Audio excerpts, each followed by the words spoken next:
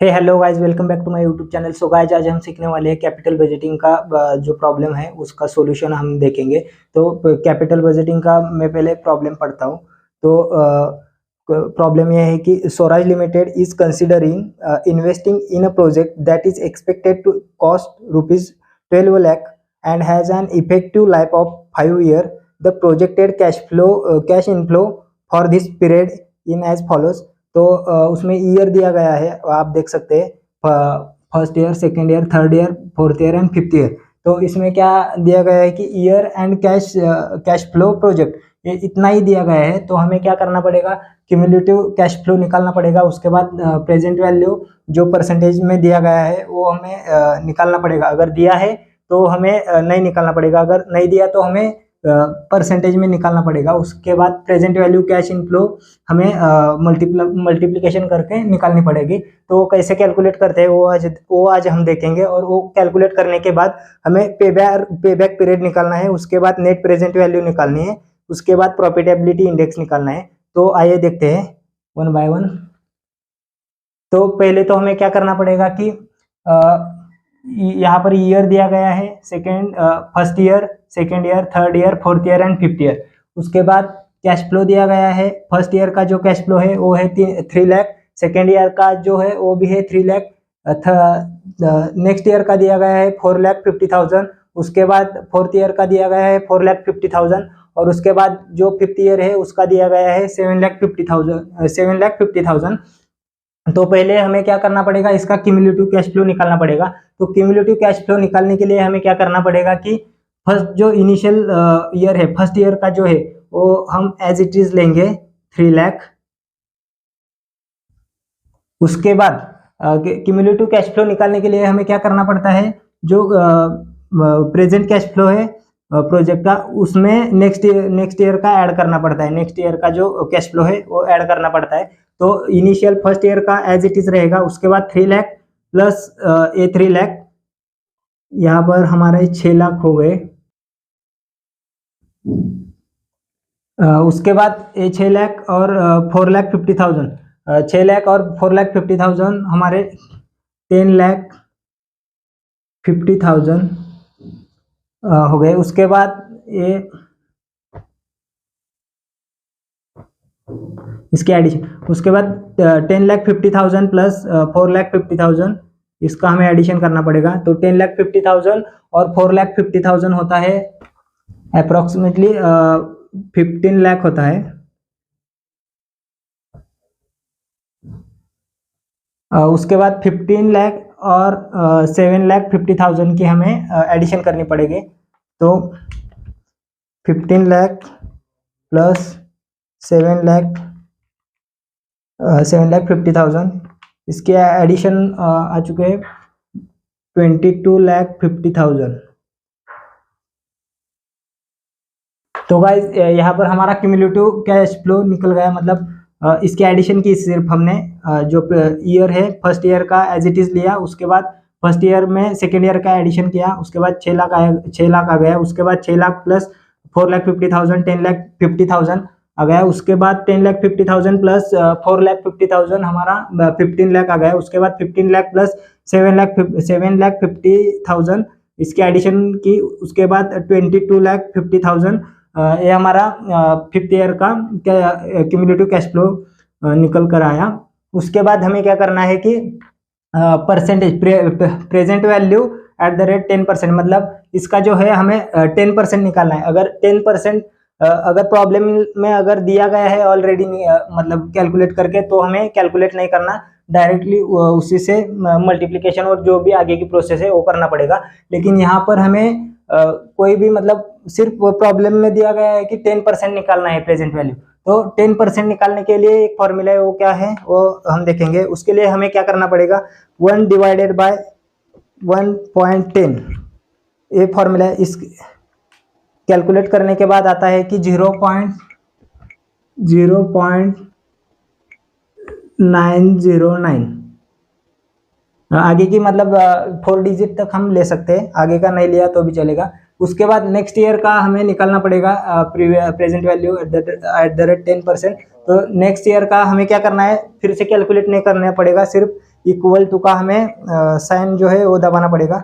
तो यहाँ पर हमारा कैलकुलेट एज इट आ चुका है 0.826। उसके बाद हम फिर से थर्ड ईयर का निकालने के लिए फिर से इक्वल टू दबाएंगे। उसके बाद आता है 0.751। उसके बाद फिर से फोर्थ ईयर का निकालने के लिए फिर से एक बार प्रेस करेंगे तो 0.683। उसके बाद फिफ्थ ईयर का निकालने के लिए फिर से इक्वल टू दबाएंगे हम तो 0.620। ये हमारा present value at the rate 10% निकल कर आए। अगर यहाँ पर हमें अगर 12% का दिया गया है तो 12% का निकालने के लिए हमें क्या करना पड़ेगा कि 1 डिवाइडेड बाय 1.12, तो हमारा फर्स्ट ईयर का आ जाएगा। उसके बाद हमें सिर्फ इक्वल टू का साइन दबाना है। उसके बाद नेक्स्ट ईयर का, थर्ड ईयर का, फोर्थ ईयर का, जो भी जितने भी ईयर्स दिए गए हैं उनका निकल कर आएगा। तो यहाँ पर हमारा 10% का निकालना था, इसलिए हमने क्या किया 1 डिवाइडेड बाय 1.10, तो हमारा आ चुका था 0.909। उसके बाद सिर्फ हमने क्या किया था कि इक्वल टू का बटन प्रेस करके हमारा सेकंड थर्ड ईयर का निकल कर आया। उसके बाद हमें क्या करना है कि ये जो कैश फ्लो है, कैश फ्लो प्रोजेक्ट का जो कैश फ्लो है, cash flow into present value, जो present value at the rate 10% जो है उसका हमें मल्टीप्लिकेशन करना पड़ेगा। तो 3 लाख मल्टीप्लाइड बाय 0.909, तो हम कैलकुलेशन कर दे 3 लाख इंटू 0.909, तो प्रेजेंट वैल्यू कैश इनफ्लो कितना आता है हमारा 2,72,700। उसके बाद हमें सेकेंड ईयर का निकालना पड़ेगा। क्या करना, प्रेजेंट वैल्यू कैश इनफ्लो निकालने के लिए हमें क्या करना है, cash flow into previous present value का मल्टीप्लिकेशन करना है। तो फर्स्ट का हमने कर लिया 3 लाख इंटू 0.90 मतलब प्रेजेंट वैल्यू, तो हमारी कितनी आई 2,72,700। उसके बाद हमें सेकेंड ईयर का निकालना है। सेकेंड ईयर का निकालने के लिए 3 लाख इंटू 0.826, तो हमारा आ चुका है यहाँ पर 2,47,800। उसके बाद हमें थर्ड ईयर का प्रेजेंट कैश इनफ्लो निकालना है। तो हमें क्या करना पड़ेगा 4,50,000 इंटू 0.751, तो हमारा यहाँ पर आ चुका है 3,37,950। उसके बाद फोर्थ ईयर का निकालने के लिए हमें क्या करना पड़ेगा 4,50,000 इंटू 0.683, तो यहाँ पर हमारा आ चुका है 3,07,350। उसके बाद जो है वो है हमारा फिफ्थ ईयर का हमें निकालना पड़ेगा प्रेजेंट वैल्यू कैश इनफ्लो। इसके लिए हमें क्या करना पड़ेगा 7,50,000 इंटू 0.620, तो यहाँ पर हमारा आ चुका है 4,65,000। तो गाइज यहाँ पर हमारा आ चुका है प्रेजेंट वैल्यू कैश इनफ्लो। तो गाइज हमें अभी नेक्स्ट क्या करना है, नेक्स्ट हमें क्या हमने कैलकुलेट तो कर लिया है। उसके बाद हमें क्या करना है गाइज, यहाँ पर हमारा कैलकुलेशन तो हो चुका है। अभी क्या करना है हमें कि फर्स्ट हमें पे बैक पीरियड निकालना था। उसके बाद हमें पे बैक पीरियड निकालने के बाद हमें नेट प्रेजेंट वैल्यू निकालनी थी। नेट प्रेजेंट वैल्यू निकालने के बाद प्रॉफिटेबिलिटी इंडेक्स निकालना है। तो फर्स्ट हम पे बैक पीरियड निकालते हैं। पे बैक पीरियड निकालने के लिए हमें क्या करना पड़ेगा, पे बैक पीरियड, तो पे बैक पीरियड निकालने का फॉर्मूला जो है वो है ईयर्स प्लस कैश इनफ्लो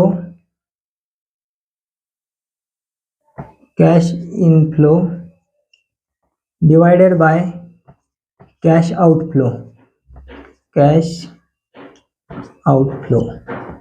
तो हमें क्या करना पड़ेगा, ईयर्स। अभी क्या करना है, पे बैक पीरियड। पे बैक पीरियड मतलब हमारी जो इनिशियल इन्वेस्टमेंट जो प्रॉब्लम में दी गई थी, 12 लाख इनिशियल इन्वेस्टमेंट थी हमारी, 12 लाख। तो हमें क्या करना पड़ेगा, कैश इनफ्लो।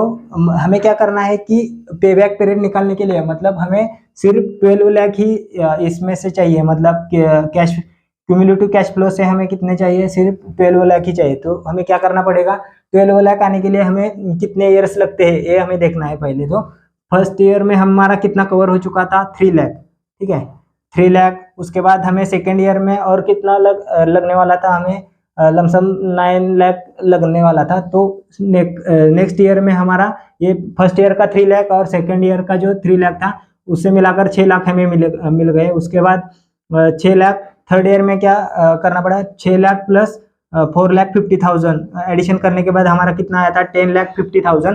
तो 10,50,000 और नेक्स्ट फोर्थ ईयर हमें ईयर निकालना है फर्स्ट। तो फोर्थ ईयर निकालने से पहले हमें क्या करना पड़ेगा कि 10,50,000 प्लस 4,50,000 इसका एडिशन करना पड़ेगा। तो एडिशन आता है 15 लाख। तो 15 लाख आता है तो 15 लाख ज्यादा होता है, मतलब 3 लाख उसमें ज्यादा होता है। इसलिए हमें क्या करना पड़ेगा कि थर्ड ईयर में हमारी वैल्यू कितनी आई थी कि 10,50,000।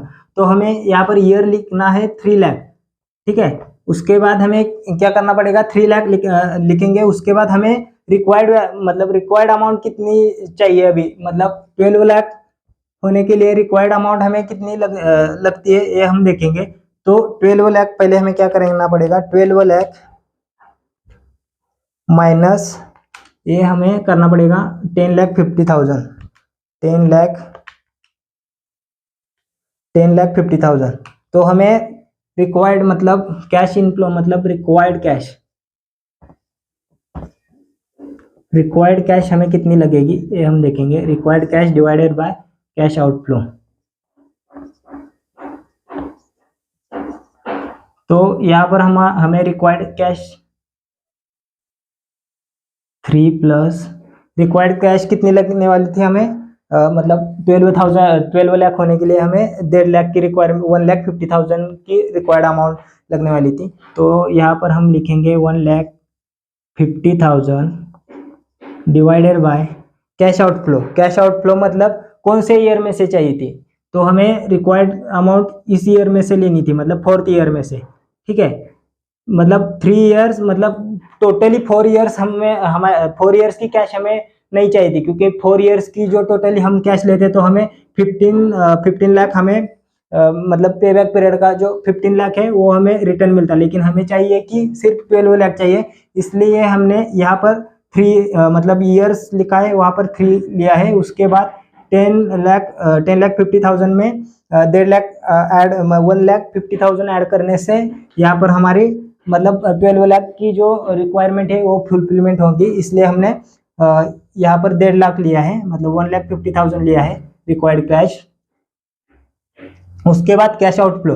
कैश आउटफ्लो निकालने के लिए हमें क्या करना पड़ेगा कि कैश आउटफ्लो मतलब फोर्थ ईयर है उसमें से हमने ली है कितने, 1.5 लाख उसमें से चाहिए। इसलिए हमें क्या करना पड़ेगा कि कैश आउटफ्लो मतलब यहाँ पर, तो गाइज यहाँ पर हमें क्या करना पड़ेगा, कैश आउटफ्लो मतलब 4,50,000 ये हमें यहाँ पर लिखने पड़ेंगे 4,50,000। तो इसका हमें कैलकुलेशन करना है। तो इसका कैलकुलेशन आता है, हम कैलकुलेट करते हैं पहले 3 प्लस पहले इसका डिवाइडेशन करते हैं 1,50,000 डिवाइडेड बाय 4,50,000। इसका जो कैलकुलेशन आता है 3 प्लस 0.333। तो ये 3 इसमें हम एडिशन करते हैं 3 प्लस 0.333। तो हमारा यहाँ पर ईयर्स आता है 3.33, मतलब 3 ईयर्स इतना हमारा ईयर्स आता है, मतलब पे बैक पीरियड हमारा कितना आता है 3 ईयर्स, मतलब अप्रोक्सीमेटली 3 ईयर्स। और आगे के जो है 2-3 महीने लगेंगे, कितना, इतने 12,000 की जो अमाउंट है वो अमाउंट कवर होने के लिए हमें कितने ईयर्स लगेंगे, 3.33 डेज, मतलब इतने लगेंगे।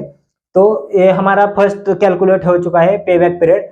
तो हमें सेकेंड क्या करना है, सेकेंड हमें कैलकुलेट करना है नेट प्रेजेंट वैल्यू। तो सेकेंड वाला जो है, तो नेट प्रेजेंट वैल्यू का जो फॉर्मूला है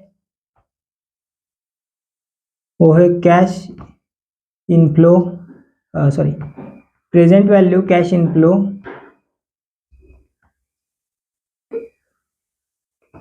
cash inflow minus present value cash outflow. तो यहाँ पर हमें क्या करना है, cash inflow plus cash outflow. तो कैश इनफ्लो जो हमारी प्रेजेंट वैल्यू कैश इनफ्लो है, इसकी जो वो first year, second year, third year, fourth year and fifth year जो हमने कैश इनफ्लो निकाली थी, उसका हमें एडिशन करना पड़ेगा। तो इसका हम एडिशन करते हैं पहले।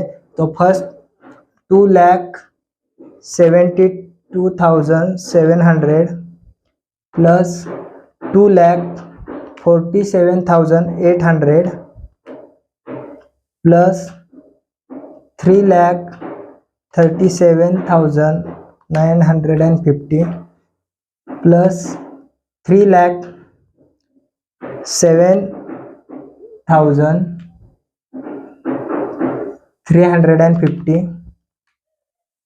प्लस फिफ्थ ईयर का जो है हमारा कैश इनफ्लो है वो है 4,65,000।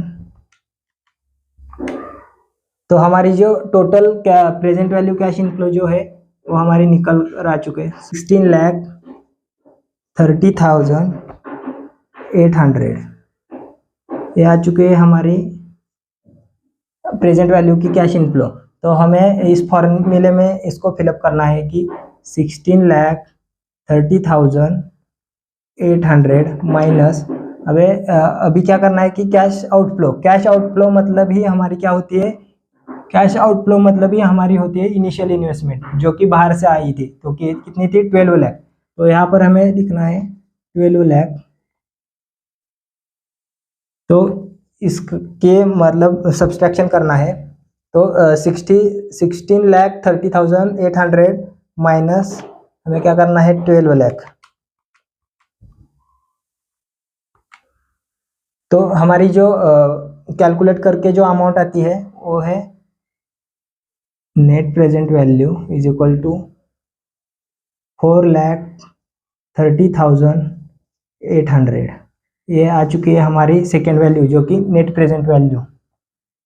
उसके बाद हमें गाइज क्या करना है कि थर्ड जो प्रॉफिटेबिलिटी इंडेक्स जो है वो हमें कैलकुलेट करना पड़ेगा। तो प्रॉफिटेबिलिटी इंडेक्स कैसे कैलकुलेट करते हैं वो हम देखेंगे। तो गाइज आपने अभी तक स्क्रीनशॉट नहीं लिया है तो प्लीज स्क्रीनशॉट ले लीजिए, ताकि हम आगे का जो प्रॉफिटेबिलिटी इंडेक्स है वो हम कैलकुलेट करेंगे।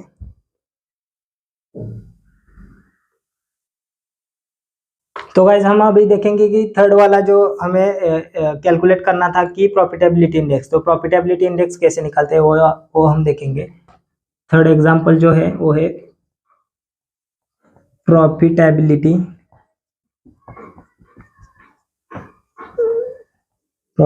इंडेक्स। तो प्रॉफिटेबिलिटी इंडेक्स का जो फॉर्मूला है वो है present value cash inflow divided by present value cash outflow. Same ऐसा है, सिर्फ ये जो था मतलब नेट प्रेजेंट वैल्यू था, नेट प्रेजेंट वैल्यू का फॉर्मूला था present value cash inflow minus present value of cash outflow. यहाँ पर हमें सिर्फ क्या करना है, present value cash inflow divided by present value cash outflow, ऐसा फॉर्मूला है प्रॉफिटेबिलिटी इंडेक्स का। तो प्रेजेंट वैल्यू कैश इनफ्लो हमारी कितनी थी, जो कि 16,30,800 16,30,800 divided by present value cash outflow कितनी थी 12 लाख, जो कि प्रेजेंट वैल्यू कैश आउटफ्लो मतलब ही इनिशियल इन्वेस्टमेंट होता है। तो यहाँ पर था हमारा 12 लाख। तो इसका हम कैलकुलेशन करेंगे 16,30,800 प्लस सॉरी डिवाइडेड 12 लाख, तो यहाँ पर हमारा आता है 1 point profitability index is equal to 1.359। यहाँ पर हमें टाइम्स लिखना पड़ेगा। तो गाइज हमने कैलकुलेट किया कि पहले तो हमने एसी जो वैल्यू है वो निकाली, उसके बाद हमने क्या कि कैलकुलेट किया कि पे बैक पीरियड हमारा कितना आया था 3.333 ईयर्स। उसके बाद हमने क्या कैलकुलेट किया, नेट प्रेजेंट वैल्यू हमारी आ चुकी थी 4,30,800। उसके बाद हमने क्या कैलकुलेट किया कि प्रॉफिटेबिलिटी इंडेक्स, तो प्रॉफिटेबिलिटी इंडेक्स का फॉर्मूला सेम था लेकिन सिर्फ डिवाइडेशन था। तो 16,30,800 डिवाइडेड बाय 12 लाख किया। उसके बाद जो हमारा प्रॉफिटेबिलिटी इंडेक्स था वो आ चुका था, वो आ गया 1.359 टाइम्स। तो गाइज हमारा पे back period, net present value and profitability index calculate हो चुका है। तो गाइज हम नेक्स्ट वीडियो में देखेंगे कि IRR मतलब इनिशियल रेट ऑफ रिटर्न और जो नेक्स्ट जो एवरेज रेट ऑफ रिटर्न जो है वो हम नेक्स्ट प्रॉब्लम में देखेंगे। तो गाइज आपको वीडियो कैसा लगा कमेंट में जरूर बताना, और वीडियो अच्छा लगा तो प्लीज़ गाइज लाइक शेयर और चैनल को सब्सक्राइब जरूर करना, ताकि आने वाली नेक्स्ट वीडियो की नोटिफिकेशन आप तक जल्द से जल्द पहुंचे। तो गाइज मिलते हैं अगले नेक्स्ट वीडियो में, तब तक के लिए बाय बाय, टेक केयर।